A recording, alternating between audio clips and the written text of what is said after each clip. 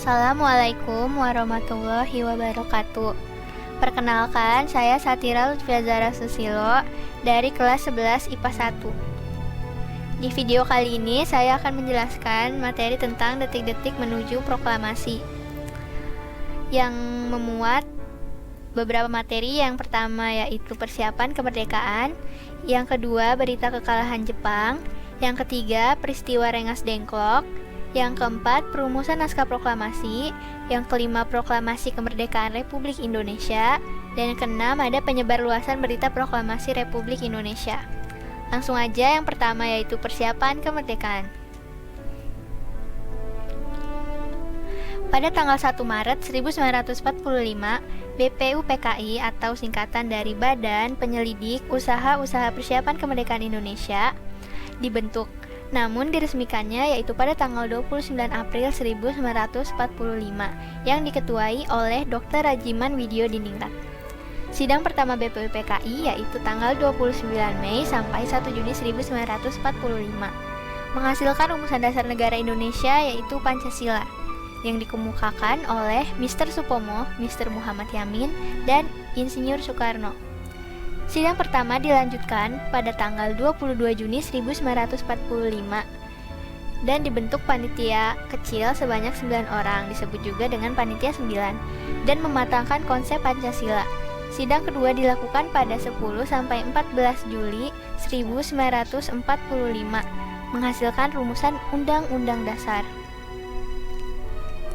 Hasilnya dikenal sebagai Piagam Jakarta atau Jakarta Charter.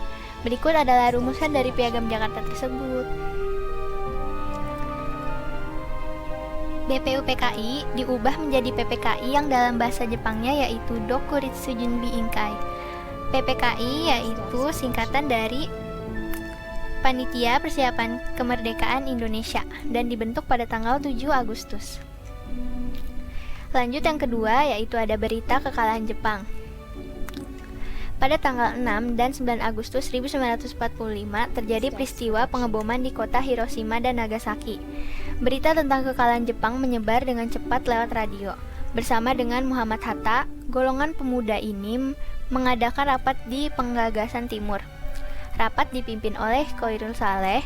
Hasil ini disampaikan kepada Bung Karno oleh Wikana dan Darwis. Namun terjadi perbedaan pendapat.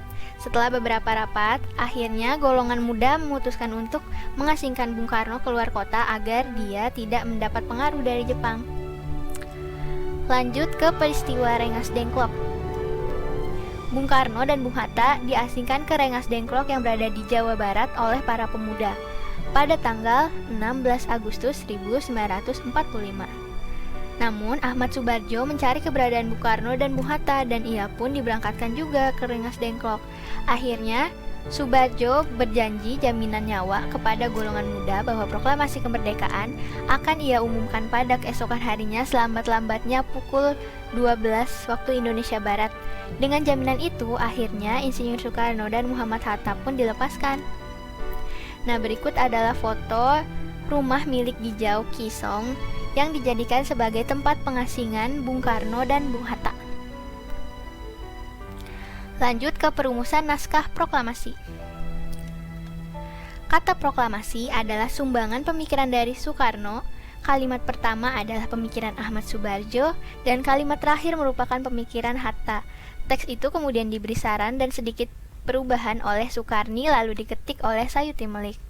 Terakhir, Soekarni memberi usulan bahwa naskah ini sebaiknya ditandatangani oleh Soekarno dan Hatta atas nama bangsa Indonesia.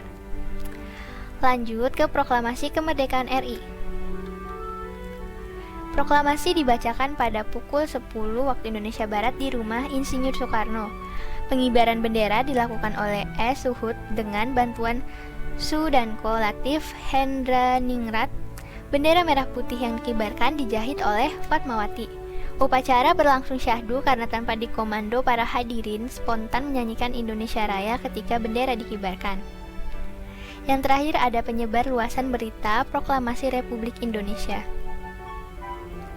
Berita proklamasi disebarluaskan melalui siaran radio dari kantor berita Domei. Namun Jepang tidak suka dengan hal itu dan melarang penyebar luasan berita. Tanpa kehilangan akal, para pemuda kemudian membuat alat pemancar baru yang mereka ambil dari alat-alat pemancar dari kantor berita Domei.